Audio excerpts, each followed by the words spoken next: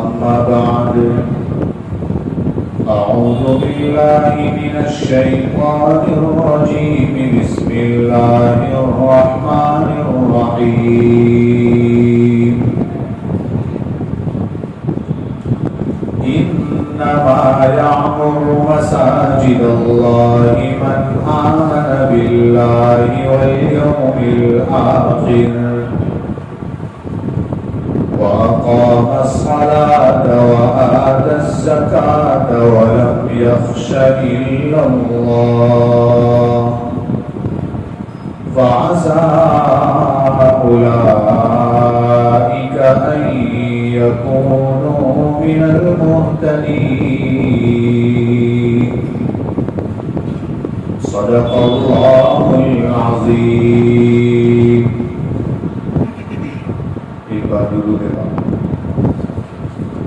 اللهم صل على سيدنا محمد وعلى آل سيدنا محمد وأصحابه وأزواجه وبارك وسلم.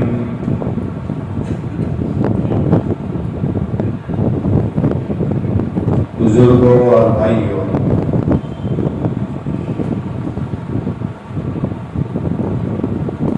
اسلام کی بنیاد اور اسلام کا خیمہ 5 چیزوں پر قائم ہے.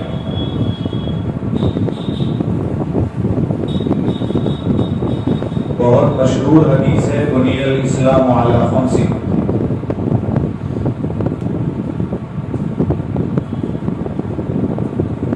جو خیمہ ہوتا ہے،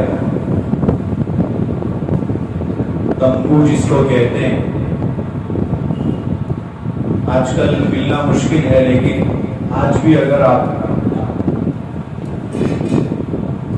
کچھ محلوں میں پولیس والے بیٹھتے ہیں جس کو ہم خیمہ کہتے ہیں، وہ خیمہ کے بیچ میں جو لکڑی ہوتی ہے اسی پر پورا خیمہ قائم ہوتا ہے.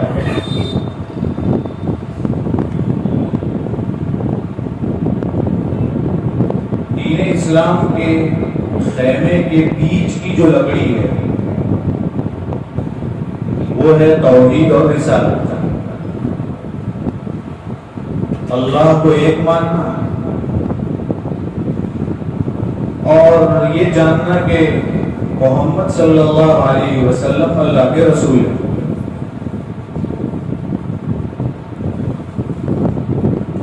اس کے بغیر ہم آگے نہیں بڑھ سکتے.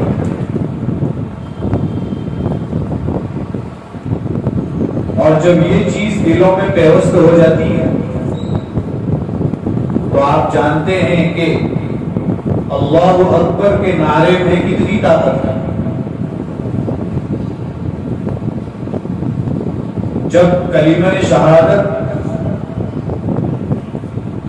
اور اللہ کا نام دل سے نکلتا ہے تو سامنے ہزاروں کا مجمع ہو کچھ بھی نہیں ہوتا اس سے.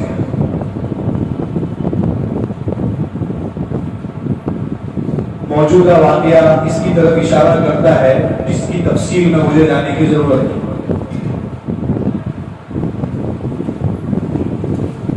اس سے یہ بھی سمجھ میں آتا ہے کہ ایمان اگر مضبوط ہے تو پھر اس کے اندر کوئی بھی کمپرومائز نہیں چلے گا.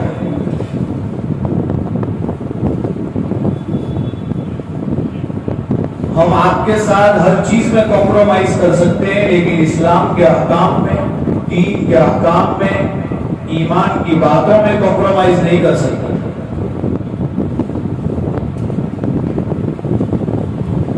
حجاب اور پردہ یہ شریعت کا حکم ہے.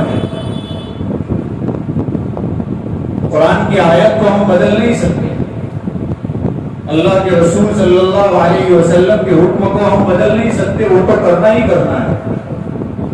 اس کے لیے چاہے گردن دینی پڑے کوئی مسئلہ نہیں ہے، اس لیے کہ اسلام کے احکام کے آگے کسی کا حکم نہیں چلتا.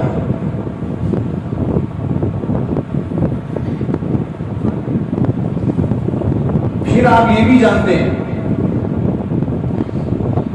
کہ وہ جو بیچ کی لکڑی ہوتی ہے خیمے میں، وہ لکڑی قائم ہو جانے کے بعد چاروں طرف رسی کھینچی جاتی ہے،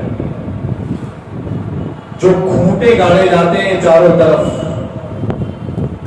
یہ کھوٹے اسلام کے 4 ہیں: نماز، روزہ، زکوٰۃ اور حج۔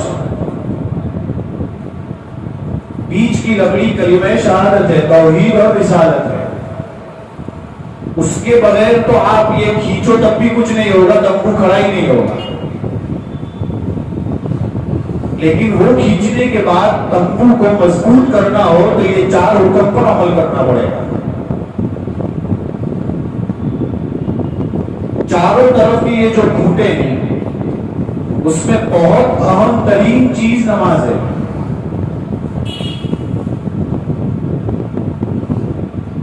ابھی میں مائک سے بات کر رہا ہوں، مائک چل رہا ہے لیکن اس کو کنٹرول کر رہا ہے ایمپلیفائر۔ جیسا ایمپلیفائر ہوگا ویسا مائک کا آواز ہوگا۔ بغیر ایمپلیفائر کے اگر چلانے جائیں گے تو آپ جانتے ہیں کیا ہوگا۔ پنکھا چل رہا ہے، اس کے پیچھے ایک بہت بڑی طاقت ریگولیٹر کی ہے۔ ریگولیٹر صحیح چلتا رہے گا تو پنکھا بھی ریگولر چلے گا اور صحیح طرح چلے گا۔ ہر چیز کے پیچھے ایک کنٹرولر ہوتا ہے جو کنٹرول کرتا ہے۔ فرمایا کہ ہماری زندگی کو کنٹرول کرنے والی چیز نماز ہے۔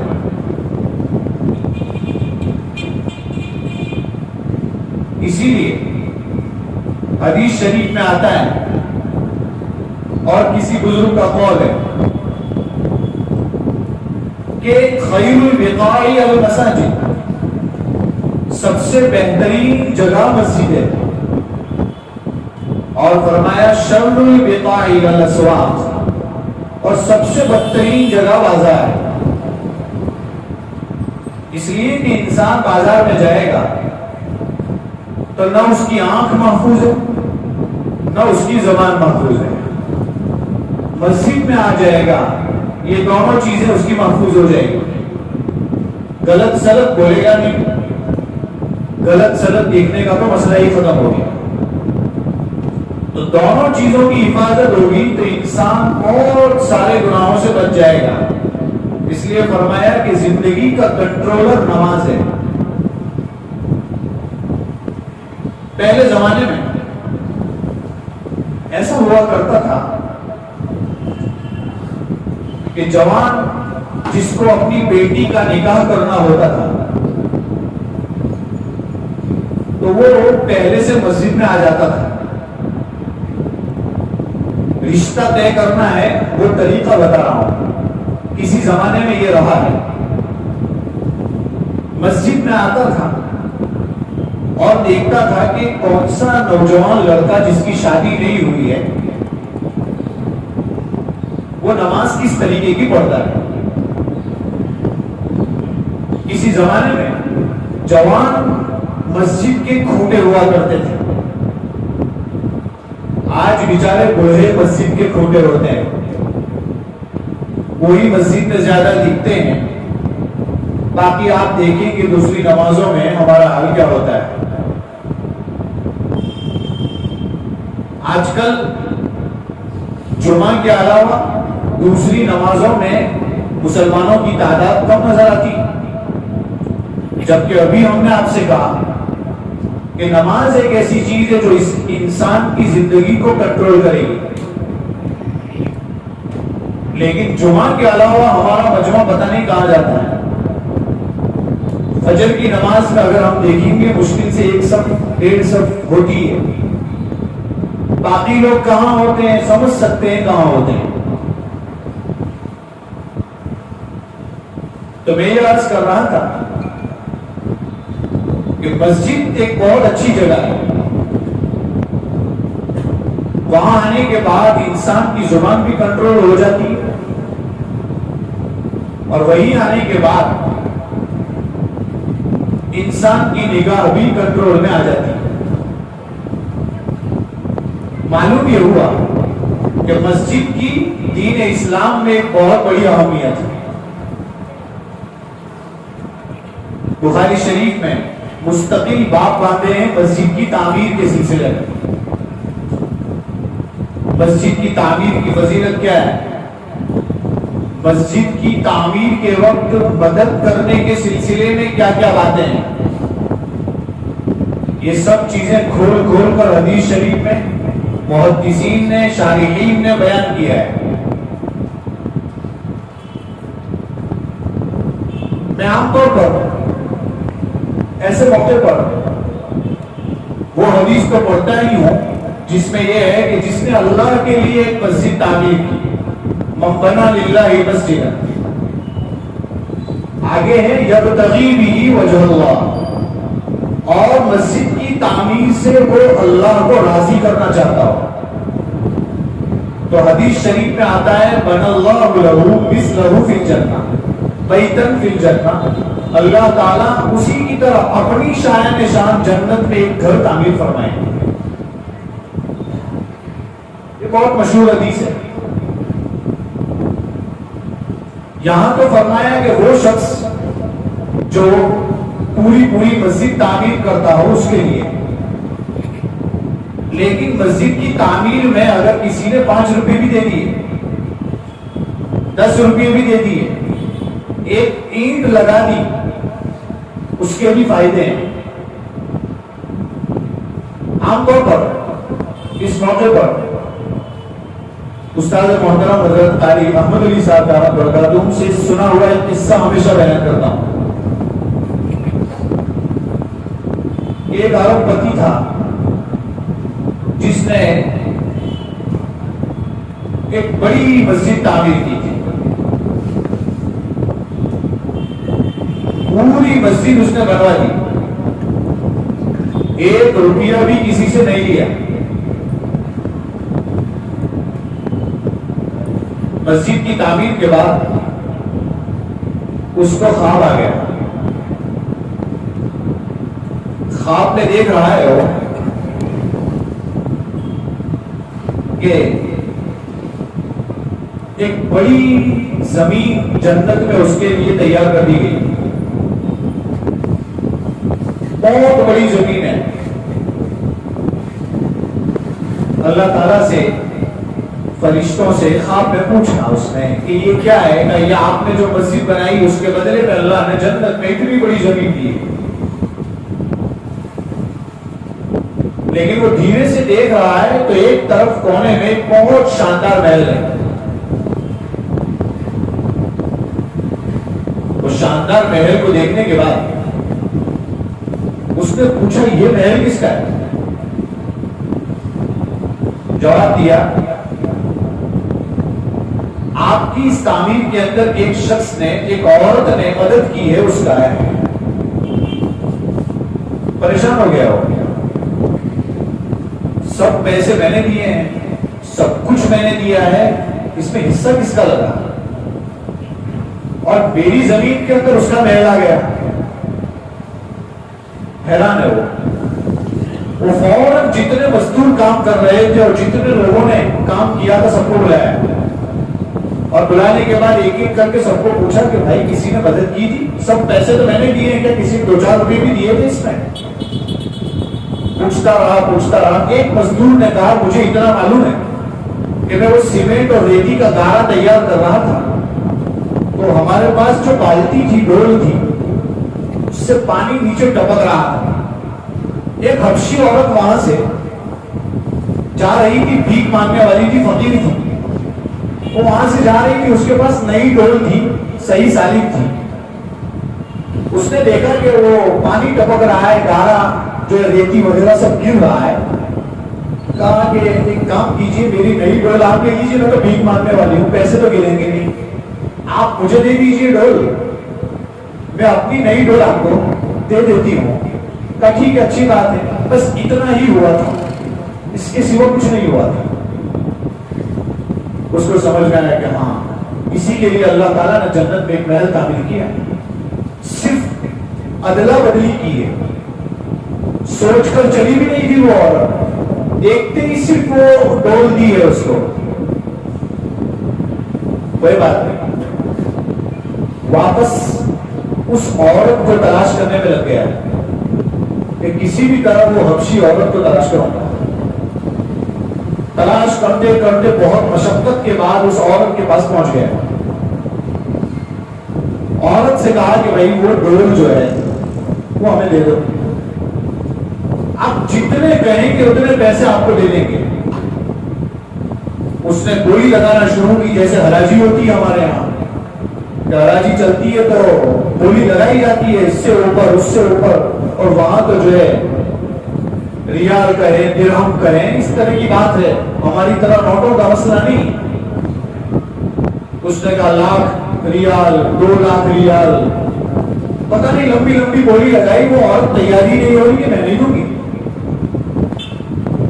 بڑی عجیب بات، فرمایا کہ میں کیوں دے دوں؟ کہ دیتی کیوں نہیں ہو؟ اتنے سب پیسے دینے کے لیے میں تیار ہوں۔ فرمایا میں کیسے دے دوں؟ جو خواب آپ نے دیکھا ہے وہ میں نے بھی دیکھا ہے، وہ محل میرا ہے، تو میں آپ کو کیسے دے دوں؟ میرے بھائیوں، معلوم ہوتا ہے کہ انسان تھوڑا سا بھی اللہ کو راضی کرنے کے لیے اگر کچھ دے دیتا ہے تو اللہ تعالیٰ اس کے لیے کیا دیتے ہیں اس کو گمان بھی نہیں ہوتا کہ یہاں پر مجھے یہ ملنے والا ہے۔ آج مسئلہ یہ ہے کہ مسجد کے لیے جب چندہ کرنے کھڑے ہوتے ہیں تو بعض لوگ باتیں کرتے ہیں کہ کائے کا چندہ کر رہے ہیں آپ؟ ارے میرے بھائیوں، نہیں دینا ہے تو مت دیجیے، لیکن آپ کامنٹ مت کیجیے، کلام مت کیجیے۔ جو دیتا ہے بس وہ دے رہا ہے، جو نہیں دیتا خاموش رہیے، اس میں فائدہ ہے۔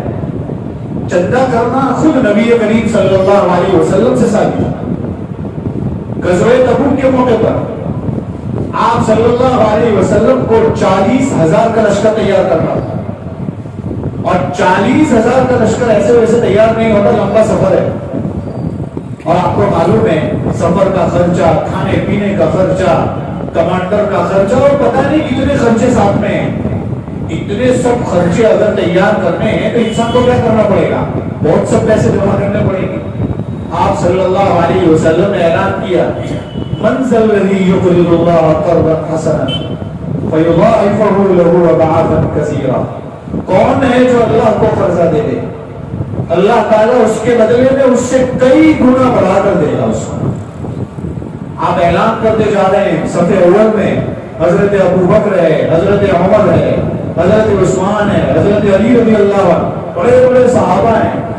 جب آپ نے چندہ کیا، دیکھیے چندہ ثابت ہے، ایک مولوی چندہ کرنے کھڑا ہوتا ہے تو دوسرے دن اگر وہ سائیکل بھی خرید لیتا ہے تو لوگ سوال کرتے ہیں کہ یہ سائیکل ایسا لگتا ہے وہ چندے میں سے لایا ہوگا۔ میرے بھائیوں، کسی پر تہمت لگانے سے پہلے سوچو۔ ایک بزرگ نے لکھا ہے کسی پر غلط تہمت لگا دی آپ نے تو فرمایا 60 سال کی اس کی عبادت ضائع ہو سکتی ہے۔ اور آپ جانتے ہیں حضرت عائشہ رضی اللہ تعالیٰ عنہا پر غلط تہمت لگی تھی، اس کا انجام کیا ہوا تھا؟ 40 دن تک وہی رک گئی تھی۔ تو غلط تہمت لگانے سے بچنا چاہیے۔ بہرحال آپ سمجھ سکتے ہیں میں آپ کے سامنے کیا عرض کر رہا تھا۔ حضرت عمر رضی اللہ تعالیٰ عنہ، حضرت ابوبکر صدیق رضی اللہ تعالیٰ عنہ اس چندے میں کھڑے ہوئے، فرمایا اللہ کے رسول لے کر آتا ہوں۔ گھر گئے، گھر سے سارا سامان اٹھا کر لائے، کہتے ہیں کہ تنکے بھی اٹھا کے لائے، وہ جو جھاڑو میں سے تنکے نکلتے ہیں وہ بھی اٹھا لائے۔ آپ صلی اللہ علیہ وسلم نے پوچھا کچھ چھوڑ کے بھی آئے ہو؟ ہمارے یہاں اگر گھر میں سے کرسی اگر کوئی دینے کو کہے تو بیوی ہوگی کہاں لے جا رہے ہیں آپ، یہ کرسی کہاں لے جا رہے ہیں، یہ بھی سوال کریں گے۔ وہاں بیوی بھی مدد کرنے والی تھی میرے بھائیوں، سب کچھ لے گئے، تنکا نہیں چھوڑا گھر کا۔ فرماتے ہیں کہاں لے چلے؟ کہا اللہ کے رسول نے اعلان کیا کیا چھوڑوں وہاں پر، سب دے دو۔ آپ صلی اللہ علیہ وسلم نے پوچھا کچھ چھوڑا ہے؟ فرمایا اللہ اور اللہ کے رسول کو چھوڑ کے آیا ہوں، اور کچھ چھوڑا نہیں۔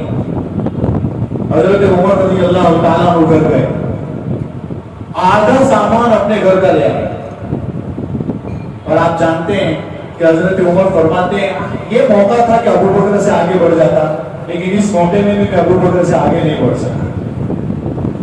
حضرت عثمان غنی رضی اللہ تعالیٰ عنہ بیٹھے تھے، اس کھڑے ہوئے، فرمایا کہ اللہ کے رسول آپ نے اعلان کیا دیتا ہوں میں، ایک اونٹ نہیں 100 اونٹ سامان کے ساتھ دے رہا ہوں۔ اس زمانے کا ایک اونٹ سامان کے ساتھ ایسا سمجھ لیجیے اس زمانے کی ایک مرسیڈیز ہے، اس زمانے کی ایک مرسیڈیز گاڑی سمجھ لیجیے، اتنی قیمت ہے۔ ایک اونٹ سامان کے ساتھ ہو تو کتنے دیے؟ 100 اونٹ سامان کے ساتھ اللہ کے رسول دے رہا ہوں۔ آپ اعلان کرتے جا رہے ہیں، یہ نہیں کہ رک گیا۔ اگر چندے والا 2 مرتبہ اعلان کر دے تو فوراً کہیں کہ بھائی بند کر کتنی بار اعلان کرے گا؟ یا اللہ کے رسول صلی اللہ علیہ وسلم دوسری مرتبہ اعلان کر رہے ہیں، تیسری مرتبہ، چوتھی مرتبہ، آپ نے دوسری بار اعلان کیا، حضرت عثمان غنی پھر کھڑے ہوئے کہ اللہ کے رسول 100 پھر سے سامان کے ساتھ، تیسری مرتبہ اعلان کیا، پھر کھڑے ہوئے حضرت عثمان غنی رضی اللہ عنہ کہ اللہ کے رسول 100 سامان کے ساتھ، پھر آپ نے اعلان کیا۔ کہتے ہیں حضرت عثمان غنی گھر چلے گئے، گھر جا کر 1000 اشرفیاں تھیلی سکوں کی سونے چاندی کے لا کے اللہ کے رسول کی گود میں ڈال دی۔ آپ صلی اللہ علیہ وسلم کو سکوں کو ہاتھ میں لے رہے ہیں، اور ہاتھ میں لینے کے بعد اوپر کا اتھل پاتھل کر رہے ہیں، ادھر سے ادھر کر رہے ہیں، اور فرماتے ہیں عثمان آج کے بعد تم کوئی نیکی بھی نہیں کرے گا تب بھی تیری مغفرت کا وعدہ ہے۔ اب انداز لگا سکتے ہیں کیسے صحابہ کرام تھے جو اپنی سب چیز لٹانے کے لیے تیار تھے۔ میرے بھائی لوگ، آج اس مسجد میں یہ مختصر وعظ اور دعا کا مقصد یہ تھا، مختصر بیان اور دعا کا مقصد صرف اور صرف یہ ہے کہ کچھ فکر والے لوگوں نے، کچھ آگے کی نظر رکھنے والے لوگوں نے مسجد میں کچھ حصہ لگایا ہے، اور آپ جانتے ہیں مسجد کے اندر یہ مرمت ہوئی ہے۔ کیا تقاضا ہے؟ ظاہری طور پر مسجد آباد ہو گئی، مسجد کو کشادہ کرنا بھی حدیث سے ثابت ہے، مسجد کو اچھا بنانا بھی حدیث سے ثابت ہے۔ کیسے؟ آپ صلی اللہ علیہ وسلم سب سے پہلے جب مدینہ المنورہ پہنچے تو مسجد قباء کی تعمیر کی، جس کا قرآن کریم میں 11ویں پارے میں تذکرہ ہے، لمسجد اسست علی التقوی، بہت مشہور ہے۔ اور پھر آپ جب وہاں پہنچے حضرت ابو ایوب انصاری رضی اللہ تعالیٰ عنہ کے گھر کے پاس، وہاں آپ نے زمین خرید کر آپ نے مسجد نبوی کی تعمیر کی ہے۔ اور آپ یہ بھی جانتے ہیں حضرت ابوبکر صدیق رضی اللہ عنہ کے دور میں وہ مسجد ایسی نہیں، کوئی بدلی نہیں، لیکن حضرت عمر کے دور میں اس کو کشادہ کیا گیا، اور اس کو اس طرح کیا گیا کہ گرمی بھی نہ لگے، ٹھنڈی بھی نہ لگے، بارش کا بھی اثر نہ ہو۔ یہ کام کیا گیا، یہ سب بخاری اور اس کی شروحات میں آپ کو مل جائے گا۔ حضرت عثمان غنی رضی اللہ تعالیٰ عنہ کے زمانے میں مسجد کو اور مضبوط کیا گیا، کہتے ہیں کہ اس کی چھتوں کے اندر سانپ کا لکڑا ڈالا گیا، یہ بھی ہے محدثین نے لکھا ہے۔ اس کو معلوم ہوتا ہے توسیع کرنا، کشادہ کرنا، مسجد کو سہولت والی بنانا۔ لوگ کہتے ہیں کہ مسجد کیسی بننے لگی؟ محلوں کی طرح۔ جی ہاں، ہر انسان کا گھر کتنا محل کی طرح ہوتا ہے، تو اللہ کا گھر تو اچھا ہی بنانا چاہیے تاکہ انسان کی نظر مسجد میں لگے، انسان کا دل مسجد میں لگے۔ یہ اور بات ہے کہ اس زمانے کے دوسرے تقاضے بھی ہیں، لیکن جن جن لوگوں نے یہ حصہ لگایا ہے، ہم دعا کرتے ہیں کہ اللہ تعالیٰ ان کی جان، ان کے مال میں برکت نازل فرمائے۔ ہمیں یہ چاہیے چاہے ہم نے کچھ نہ دیا ہو، لیکن ہم مسجد کا ادب ملحوظ رکھیں، مسجد کی صفائی کا خیال رکھیں۔ عام طور پر ایسا ہوتا ہے کہ مسجد اپنے باپ کا گھر سمجھتے ہیں لوگ، نہیں میرے بھائی یہ اللہ کا گھر ہے۔ جب اللہ کا گھر ہے تو احترام بھی اتنا ہی کرنا پڑے گا۔ کتنا احترام کرنا پڑے گا؟ زور سے بات کرنے کو منع کیا، دنیاوی بات کرنے کو منع کیا، مسجد میں آنے کے بعد ادھر ادھر کی لپن چھپن کو منع کیا، بکواس کرنے کو منع کیا، مستی طوفان سے منع کیا۔ اور میرے بھائیوں، مسجد کی جتنی صفیں ہیں، جتنی دیواریں ہیں، جتنی چیزیں ہیں، چاہے وہ بیت الخلا، کہتے ہیں نا مسلمانوں کے بیت الخلا بہت گندے ہوتے ہیں، نہیں میرے بھائیوں، اچھے ہونے چاہیے۔ اگر کسی کے گھر کا بیت الخلا اچھا ہوتا ہے نا، ٹوائلٹ اچھا ہوتا ہے نا، تو وہ اس کی صفائی کی طرف اشارہ کرتا ہے۔ لیکن مسئلہ یہ ہے ہماری مسجدوں کے بیت الخلا ایسے ہوتے ہیں کہ طے کر کے انسان واپس آئے گا۔ یہ ذمہ دار کون ہے؟ جو جاتا ہے وہ ذمہ دار ہے، یہ نہیں کہ کام کرنے والا کیا کر رہا ہے، وہ کیا کر رہا ہے. ہم بھی مسجد کے بیت الخلا کو استعمال کرتے ہیں تو صحیح طریقے سے استعمال کریں. نل سے پانی نکلتا ہے، دیکھ رہے ہیں کہ پانی ٹپک رہا ہے، اس کو بند نہیں کرتے. نہیں میرے بھائیوں، پانی کا ضیاع نہیں ہونا چاہیے. جن علاقوں میں پانی نہیں ہے ان سے پوچھیے. اور آپ کو معلوم ہے اللہ کی ایک ایک نعمت کا اللہ کیا جواب دینا ہے. سوال ہوگا اس کے بارے میں. یہ صفحے ہیں، شاندار صفحے آپ کے لیے تیار کر دی. وضو کر کے آتے ہیں آپ کے لیے باہر پابوش رکھے، لیکن پوچھ کر نہیں آتے کتنے لوگ، اور بھیگے بھیگے مسجد میں چلے آتے ہیں. اور جب مسجد میں ایسے ہی چلے آئیں گے تو وہی گیلے پاؤں آپ کی یا سجدے کی جگہ پر پڑیں گے، کہیں بھی پڑیں گے، اس سے گندی بو بھی آئے گی، الگ الگ چیزیں بھی آئیں گی. اور میرے بھائی اور آپ کو چھوٹی سی بات بتاؤں، پھر اپنی بات کو ختم کروں. بہت سارے لوگ ایسے ہوتے ہیں جو کوئی جیم میں جاتا ہے، کوئی گراؤنڈ پر کھیلنے جاتا ہے، کوئی کہاں جاتا ہے، پھر جب پسینے سے پورا شراب ہو جاتا ہے نا تو مسجد میں آتا ہے. مسجد میں آتا ہے تو وہ جو رومال رکھے ہوتے ہیں نا اس کو اندر تک ڈال کے صاف کرتا ہے پسینے کو. میرے بھائی اللہ کے یہاں جواب دینا پڑے گا اس کا. آپ اپنے گھر میں جا کر اس طرح کرتے ہیں؟ آپ نہ کرتے تو کیا ہوتا وہ آپ کو معلوم ہے کیا ہوتا. یہ نہیں ہونا چاہیے. یہ مسجد کے رومال ہے، وقف کا مال ہے، اور ہم اس میں اس طریقے کا استعمال کرتے ہیں. کتنے لوگ ایسے ہوتے ہیں جو رومال اپنا ہی لیتے ہیں، اس سے اپنا منہ پوچھتے ہیں اور اس کو سکھانے کے لیے کیا رکھتے ہیں؟ صفوں میں رکھتے ہیں. کتنے تو ایسے ہوتے ہیں جو سکھانے کے لیے سامنے صفوں میں رکھ دیتے ہیں. آپ کا پسینہ بہت اچھا ہے کہ سامنے رکھا ہے.